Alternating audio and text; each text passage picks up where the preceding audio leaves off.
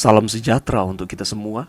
Mari kita bersyukur kepada Tuhan atas perlindungannya yang telah diberikan kepada kita sepanjang minggu ini, sehingga kita boleh terus diberkati oleh Tuhan sampai pada saat ini.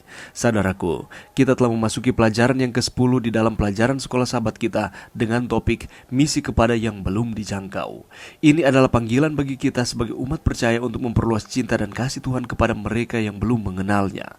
Bagian pertama dari pelajaran ini akan membawa kita untuk memahami pentingnya misi ini di dalam melayani dan membawa kebahagiaan kasih Kristus kepada orang-orang yang belum terjangkau oleh kabar baik keselamatan. Untuk itu, mari kita fokuskan pikiran kita dan merenungkan bagaimana kita dapat menjadi alat bagi Tuhan dalam memperluas kerajaannya kepada mereka yang belum mendengar akan kabar baik atau Injil ini.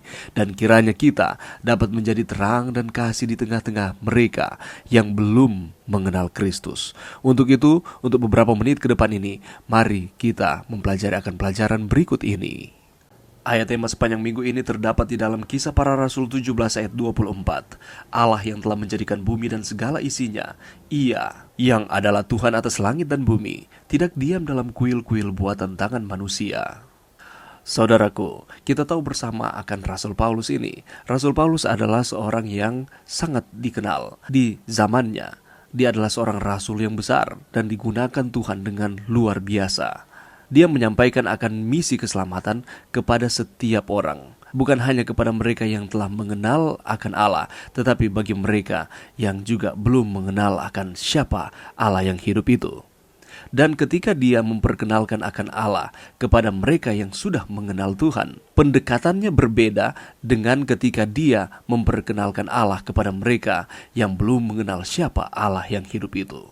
Saat memasuki sinagog, Paulus berkhotbah dengan cara yang sangat berbeda dari cara yang ia gunakan ketika ia berhubungan dengan orang-orang kafir yang tidak tahu apa-apa tentang ajaran-ajaran Yahudi. Pendekatan yang dia gunakan berbeda untuk menyampaikan akan kebenaran, menyajikan pesan keselamatan kepada mereka yang sudah mengenal Yesus. Walaupun mereka memiliki kesalahpahaman doktrinal, itu relatif mudah, tetapi kita juga menggunakan konsep serupa, kosakata yang umum, kita berbagi pembacaan Alkitab dan lain-lain, tetapi menjangkau mereka yang tidak tahu apa-apa tentang Yesus dan ajarannya adalah hal yang lebih rumit. Karena pendekatannya berbeda. Bagaimana cara menjangkau mereka? Kita akan pelajari bersama-sama lewat pengalaman Rasul Paulus di Athena. Kita akan pelajari cara berpikir baru, cara berkhotbah yang baru. Temukan kesamaan, sesuaikan pembicaraan kita, dan hadirkan Kristus. Mari kita lihat satu persatu. Cara berpikir baru. Kisah 17 ayat 16 mengatakan, sementara Paulus menantikan mereka di Athena, sangat sedih hatinya karena ia melihat bahwa kota itu penuh dengan patung-patung berhala. Kalau kita melihat di dalam catatan sejarah dan juga di dalam firman Tuhan, di dalam Kisah 17 ayat 16 di sana mencatat bahwa kota Athena ini telah dipersembahkan untuk para dewa. Penyembahan kepada banyak Allah dipraktekkan di dalam kota tersebut. Jadi dengan kata lain, mayoritas dari kota tersebut belum mengenal siapa Allah yang benar itu. Lalu apa yang dilakukan oleh Rasul Paulus? Ketika Rasul Paulus berbicara dengan orang-orang Yahudi, yakni mereka mengetahui bahwa akan ada Mesias, Rasul Paulus melakukan pendekatan yang berbeda dengan ketika dia bertemu dengan orang-orang di Athena. Paulus biasa melakukan kontak dengan orang-orang Yahudi untuk memperkenalkan mereka kepada Yesus berdasarkan apa yang telah mereka ketahui tentang Mesias, bahwa akan ada Mesias yang akan menebus manusia dari kematian kekal dan memberikan keselamatan. Tetapi ketika dia bertemu dengan orang Athena ini, yang mayoritas dari penduduk ini adalah penyembah berhala, dia menggunakan metode yang lain untuk memperkenalkan Yesus itu. Di Athena, ia menghadapi tantangan bagaimana menjangkau orang-orang yang tidak tahu apa-apa tentang Allah yang benar, orang yang terpelajar, berpikir filosofis, dan terbiasa memuja ratusan dewa. Yang dilakukan oleh Rasul Paulus adalah, kalau kita membaca di dalam ayat 16-21, hal pertama yang dilakukannya ialah mengamati akan kota itu. Dia mendapati begitu banyak penyembahan berhala di sana, sehingga hatinya merasa sedih. Keinginan besarnya adalah agar mereka juga diselamatkan. Namun bagaimanakah dia bisa mengajari mereka jalan kebenaran? Bagaimana membawa mereka kepada Yesus sedangkan mereka belum mengetahui siapa Allah yang sesungguhnya? Mereka mengetahui bahwa Allah itu dapat ditemukan di dalam benda-benda mati, di dalam pemujaan-pemujaan terhadap dewa-dewa dan lain sebagainya. Apakah yang harus Paulus lakukan untuk dapat memperkenalkan Allah yang hidup kepada mereka? Dibutuhkan strategi yang sangat berbeda, dan diilhami oleh Roh Kudus, Paulus memutuskan untuk menjangkau orang-orang kafir dengan menggunakan metodenya sendiri. Metode yang digunakan Paulus sejalan dengan firman Tuhan. Dia harus beradaptasi dengan cara berpikir yang baru. Jika dia berbicara kepada orang-orang Yahudi di sinagog seperti seorang rabi, dia akan berbicara kepada orang-orang kafir di alun-alun kota seperti seorang filsuf, karena dia mengetahui latar belakang akan kota tersebut dan mayoritas dari penduduk setempat. Begitu pula dengan kita, ketika kita menyampaikan akan kabar baik keselamatan kepada setiap orang, kita harus melihat dulu siapa yang akan kita temui, dari latar belakang seperti apa, dan pendekatan yang seperti apa yang harus kita lakukan untuk dapat menjangkau akan setiap orang tanpa harus kita menghakimi satu dengan yang lain. Cara berkhotbah yang baru. Kisah 7 ayat 20 mengatakan, sebab engkau memperdengarkan kepada kami perkara-perkara yang aneh, karena itu kami ingin tahu apakah artinya semua itu. Ini merupakan pernyataan yang disampaikan oleh orang-orang yang ada di Athena terkait dengan apa yang disampaikan oleh Rasul Paulus. Setelah beberapa waktu berkhotbah di alun-alun, orang-orang Athena dikejutkan dengan gagasan yang disampaikan oleh Rasul Paulus. Karena keinginan yang besar dalam mencari ajaran-ajaran baru, orang-orang Athena ini ingin memahami dengan lebih jelas lagi apa yang Paulus khotbahkan, yakni Allah-Allah baru, ajaran baru, hal-hal asing menurut mereka. Ini merupakan hal-hal yang baru bagi mereka, dan mereka tertarik dengan apa yang disampaikan oleh Rasul Paulus. Karena Rasul Paulus menempatkan akan dirinya sama seperti dengan mereka, para filsuf yang ingin mencari tahu akan kebenaran. Apa yang dia katakan tentang Tuhan tidak ada hubungannya dengan tindakan dewa-dewa mereka yang berubah-ubah dan sia-sia. Karena terbiasa memperdebatkan pemikiran filosofis, mereka melihat perpaduan dalam pemikiran mereka. Mereka melihat ini merupakan ajaran yang baru, yang berbeda dengan apa yang mereka sudah pahami dan mereka sudah yakini sebelumnya terkait dengan pemujaan terhadap dewa-dewa. Paulus mengatakan di dalam ayatnya yang ke-18 bahwa Allah dari orang-orang Athena ini adalah Allah yang asing. Dan mereka tertarik untuk mengetahui lebih lanjut lagi terkait dengan apa yang disampaikan oleh Rasul Paulus. Paulus sudah akrab dengan pemikiran dan budaya Yunani. Dia telah membaca para penulis klasik dan berjalan-jalan di Athena. Dengan cermat mengamati segala sesuatu yang dilihatnya dan mengetahui cara berpikir dan bertindak penduduk Athena. Itulah sebabnya dia menggunakan akan pendekatan ini untuk menyampaikan akan ajaran firman. Begitu pula dengan kita. Sebelum kita menyampaikan akan firman Tuhan, mari kita bersahabat, berbaur, mengetahui akan latar belakang dari saudara-saudara kita, teman-teman kita, sehingga kita dapat menyampaikan sesuai dengan kebutuhan mereka. Roh Kudus sedang mempersiapkan dia untuk suatu cara baru dalam berkhotbah kepada orang-orang yang belum terbiasa mendengar tentang satu-satunya Allah yang benar. Pelajaran bagi kita, izinkan Roh Kudus menguasai akan kehidupan kita, dan dia akan mengarahkan kita, cara berpikir kita, cara bertindak kita, sesuai dengan kebutuhan saudara-saudara kita yang kita temui. Jangan mengandalkan akan pemikiran sendiri, tetapi libatkan Allah di dalam setiap kehidupan kita. Temukan kesamaan.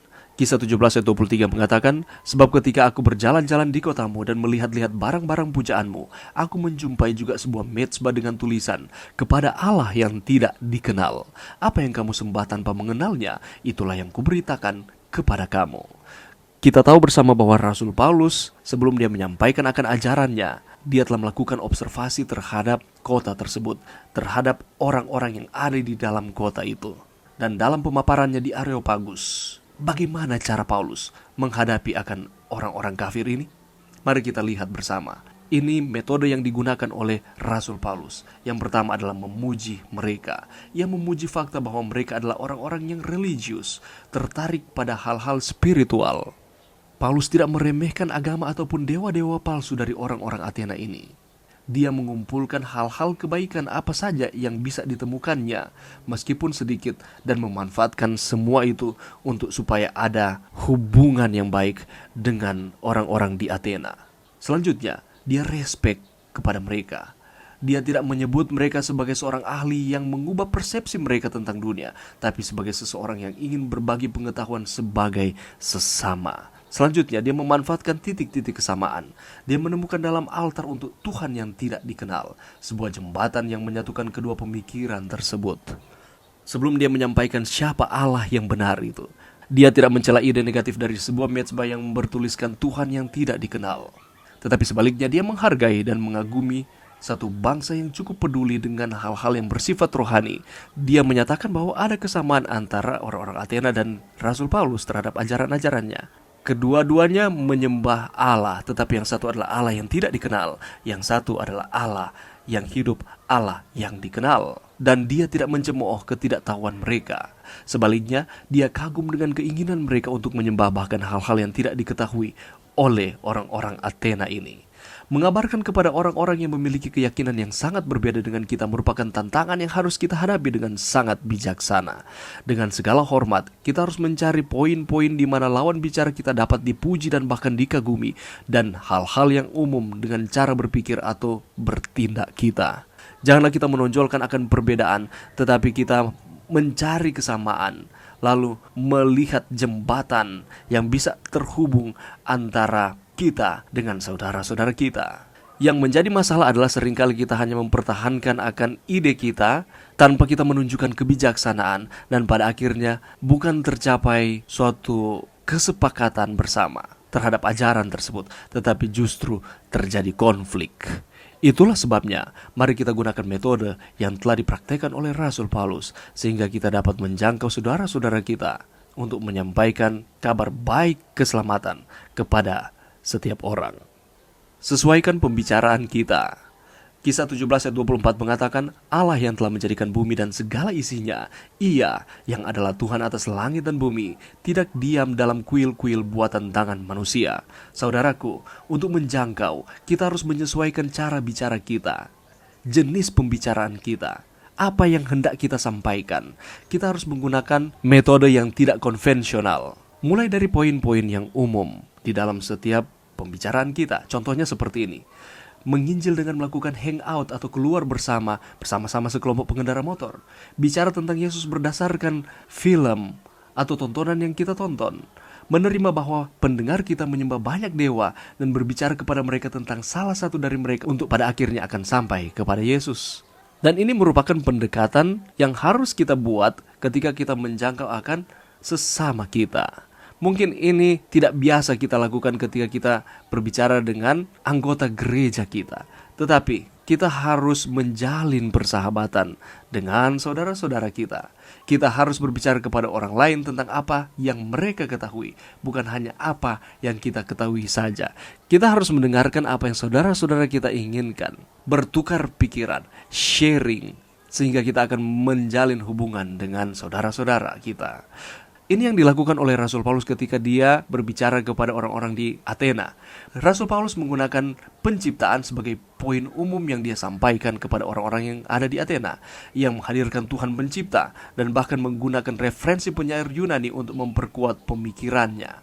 Begitu dia mendapatkan perhatian mereka, dia membuat sebuah panggilan yang kini dapat ditanggapi oleh mereka.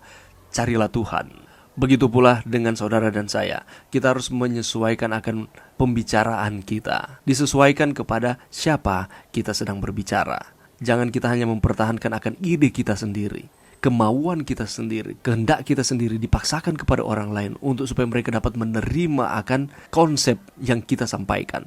Tetapi mari kita mendengarkan apa yang mereka ingin sampaikan dan saling bertukar pikiran satu dengan yang lain. Dan inilah yang digunakan oleh Rasul Paulus.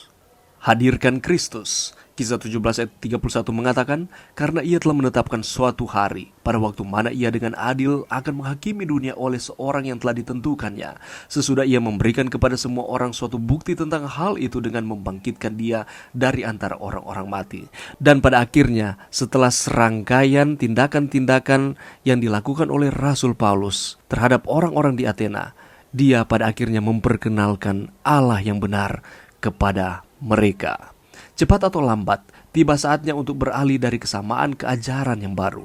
Lagi pula kita tidak mencapai apapun dengan selalu membicarakan kesamaan. Tetapi bukan berarti itu harus diabaikan. Itu juga penting. Tetapi setelah kita berbicara mengenai kesamaan-kesamaan yang ada, yang harus kita lakukan selanjutnya adalah Roh Kudus akan menunjukkan kepada kita saat dan cara kita harus memperkenalkan Yesus secara terbuka. Dan inilah yang digunakan oleh Rasul Paulus. Dan pada akhirnya Rasul Paulus memperkenalkan kepada mereka siapa Allah yang benar itu. Dalam pidatonya di Areopagus, Paulus berbicara panjang lebar sebelum memperkenalkan Yesus. Dan Lukas yang menuliskan kitab Kisah Para Rasul ini hanya memberikan ringkasan pidatonya saja. Tetapi kita yakini bahwa Rasul Paulus berbicara panjang lebar sebelum dia memperkenalkan siapa Allah itu. Ketika saatnya tiba, ada yang tertawa, ada pula yang memilih melanjutkan pembicaraan di lain waktu. Tetapi ada juga beberapa orang yang langsung yakin. Sebagaimana Paulus, demikian pula dengan kita. Ketika kita menyampaikan pada akhirnya siapa Allah yang benar itu, Dia mengutus anaknya Yesus mati bagi kita, untuk supaya kita gantinya kita binasa, tetapi kita memperoleh kehidupan yang kekal. Tidak semua orang bereaksi dengan cara yang sama. Mungkin ada yang menolak ajaran, mungkin ada yang belum menerima, mungkin nanti di lain waktu. Tetapi sama seperti orang-orang di Athena, ada beberapa orang yang langsung yakin. Tanggung jawab saudara dan saya adalah menghadirkan Yesus dengan cara yang paling tepat. Hasilnya akan tergantung pada hati masing-masing pendengarnya. Kita menyampaikan akan kabar baik kepada setiap orang. Dan pada akhirnya, biarlah Roh Kudus yang bekerja lewat pilihan-pilihan yang akan dibuat oleh manusia. Karena Allah mengasihi kita manusia, Dia tidak menghendaki supaya kita binasa, melainkan supaya beroleh hidup yang kekal. Yohanes 3 ayat 16. Mari kita terus setia kepada Tuhan, karena saudara dan saya adalah rekan sekerja Tuhan. Mari berdoa. Terima kasih Tuhan atas firman-Mu sepanjang minggu ini. Bantu kami Tuhan, untuk kami dapat memperkenalkan Allah yang benar kepada setiap orang yang kami temui. Ini doa kami Tuhan di dalam nama Yesus. Amin.